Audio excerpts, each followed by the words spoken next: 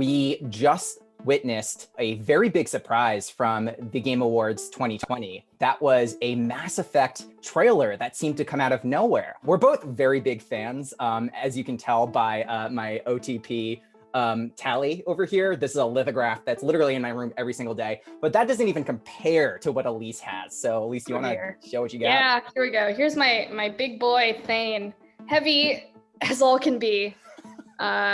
Incredible detail. I bought him from the Bioware store. So before we start getting into the analysis, I just want to give a couple of quick shout outs to the people that made this video possible, the Mass Effect Reddit page. If you're not already there and you're a huge fan of Mass Effect, please go to there. They have great discussions there every single day. Mike Gamble, after the Game Awards, he ended up responding to tweets from fans, basically asking questions about the trailer. And so these responses actually gave me and Elise a pretty good basis as to what's going on in this trailer. And so we'll be using that a lot and referencing that a lot throughout the video.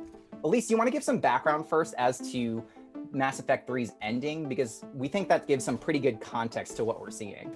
So there were 3 endings. There was the destruction ending, which destroys the Reapers, which were those big machines, the main villain of Mass Effect 3. The second ending was control, which means you control the Reapers. And then synthesis was the final one, where you actually synthesize organic and synthetic life together into one.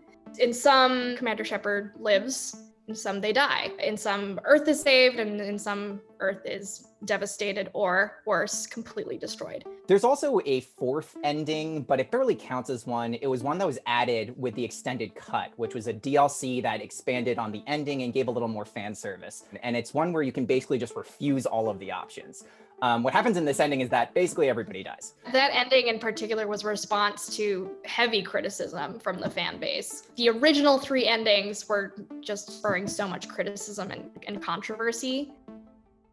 So the first thing that me and Elise should mention is that this is probably going to be a sequel, not only to the original trilogy, which most people suspect, but also Andromeda. And we have some evidence to back that up. Starting with this opening shot, which is specifically framed to have 2 galaxies in it. So the closest galaxy to the Milky Way is the Andromeda galaxy. It's the location of the Andromeda games. This is very purposely framed, and we think that starting with this shot is not coincidental. So we want to stop here for a second because there's a lot of audio that's playing. This audio is a little jarbled, but you can make out what some words say, including this line right here. Arc 6 is away. Godspeed. Arc 6 is away. Godspeed. So it says, Arc 6 is away. Godspeed. Andromeda's story basically begins on one of these arcs, filled with human colonists, and they are going towards the Helios cluster, where they're hoping to colonize a new planet and just start a new life there. So the arcs are colony ships. So you got the Krogan, the Asari, Solarian, and Turian. They're all on separate ships. The Quarian as well, but they got delayed. This is important because this audio clip is specifically placed here, which makes us believe that this is tying back to Andromeda somehow. And then the final reason why we think that Andromeda is somehow involved here actually comes from Mike Gamble's tweets.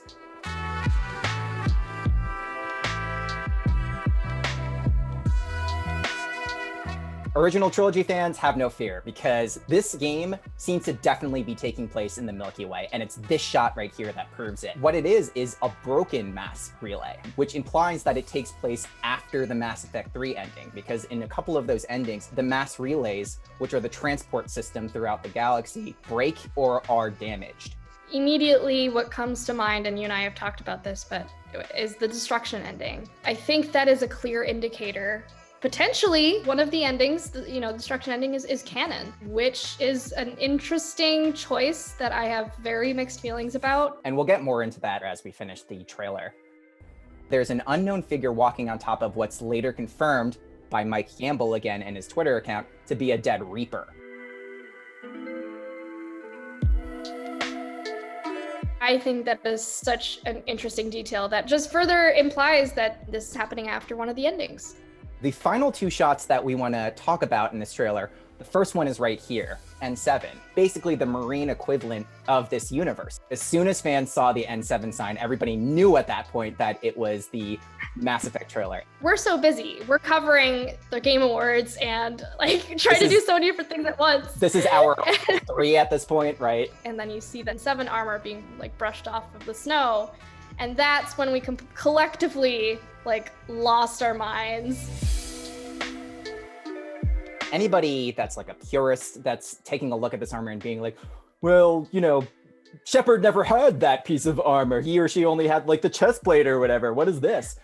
We refer you to the new Mass Effect Legendary Remaster, which basically released a photo of a new helmet. And part of the helmet actually perfectly matches the design. So now let's talk about the final shot, the shot that finally reveals that this person we've been following is Liara Tassoni. Seeing that Liara Tassoni is alive, of course, means that some of the squad mates from the Normandy have survived.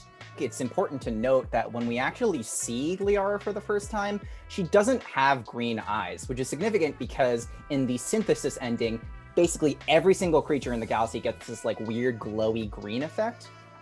Which is a combination of it's basically space magic. It's a combination of synthetic parts and organic parts melded into one that somehow produces green. The fact that Liara's eyes aren't green here either suggests that the synthesis ending did not happen, or that this is way in the future and they've like figured a way to mask the green, which doesn't appear to be likely based off of all the other pieces of evidence we've seen. Overall impressions, what do you think about this trailer?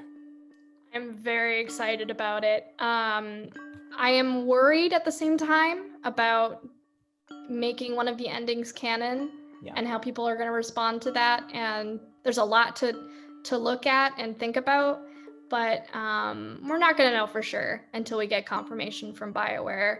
I am personally like super excited to see Liara there. I love her dearly ever since the first Mass Effect, and you know, I feel like she has a really great narrative arc through the entire trilogy. It's interesting too to note that in Andromeda, you can actually hear voice logs from Liara, so she's always had a presence in like the entire series. The moment that everyone recognized that like, oh my god, this is Liara, was a huge moment because like, for us and for a lot of Mass Effect fans, Mass Effect is about the characters. It's about falling in love with your crew and kind of just like following them around as they evolve into the people that they eventually become. So just the idea that we're going back to at least a couple of them is really exciting. And you know, it's worth noting too that there's people in the background in the final bit of the trailer. So it's difficult to say. You can kind of see their body types. So one looks like a slender Solarian, for example. Another looks like a bulky Krogan. So it's hard to say if like the Krogan, for example, is Grunt or Rex. If you didn't kill Rex, you horrible person. Sorry. Who kills Rex? Jesus. I think that there's so much variability in whether or not a crew member can be alive. Basically, the only character, if you exclude the extended cut DLC, which made Liara somehow killable, Liara is kind of the only major character in the game, apart from James Vega, that can't die. And literally every other crewmate can at various points in the game. So it's kind of hard to speculate as to who these characters are and if BioWare wants to spend the resources on these assets that might not even be there in a couple of people's games. Yep, totally. BioWare as a developer has put in so much thought and care into respecting player choice that it feels very weird to me for them to maybe not do that with the next game. Agreed. But we'll see, because, you know, this does point to a canon ending. I guess if you want to try to continue the trilogy, how do you without choosing an ending? And if they have to choose an ending, this is probably the one with the most potential, especially because Shepard's still alive. How would you feel about the stories about finding a missing Shepard? I would absolutely love that. In fact, I'm kind of hoping that's the storyline.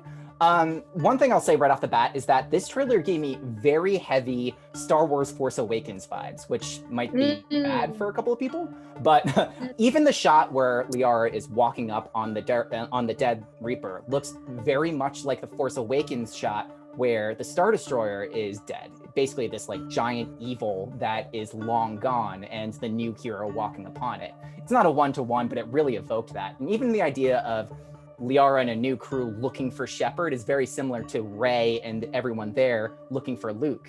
I would love to see any form of our Shepards come back. Me too. Personally, like, I would love a Mass Effect game where you're not a human being. Me too. Like, I think that's what I've been wanting for like many years now. Yes. And I was kind of disappointed with Andromeda being a human and having it be so human centric. Yeah. Because I feel like the coolest thing about Mass Effect is you're going to these planets and to these like foreign worlds where there are alien races and, you know, they have their entire civilizations and their histories and their culture. I don't know. Maybe we are going to play as Liara, but I feel like we can't know. Will choices from Mass Effect 3 and Andromeda carry over to this game?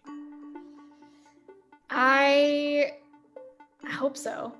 I would be bummed, I guess, if a lot of the major choices aren't from Mass Effect 3, Mass Effect 2, Mass Effect 1, like the whole, like that trilogy, if I don't see like major choices coming over from there, yeah, I would be disappointed for sure. There's ways to make that happen, you know? I mean, I think of how Bioware, you know, made the like Dragon Keep for Dragon Age when we were going to next gen consoles at the time. Absolutely. I was thinking of the same exact system. And I think that because they seem to be making such an effort to show that, hey, this is going to be a continuation of the original trilogy, it would be kind of an oversight to not consider the player choices that came with those original trilogy choices. Like, or maybe this trailer is a peek into maybe like one of the possible like starting points of the game. Yeah. Right? Like, it doesn't mean that this is the only core, like, part of the game. Like, I think that's actually a really interesting thing to think about. That'd be amazing. Like a week from now, they release the same exact trailer, except Liara's eyes are green. And it's just like, oh my God, I would lose my mind, dude. That'd be so crazy. Dude, I would applaud Bioware for that. That's going to do it for kind of our thoughts about this trailer. Leave a like or a comment or subscribe. Let us know what you thought about it. And if you want us to do any more things like this in the future, but we'll be keeping an eye on Mass Effect and several things that come out of Bioware in the future.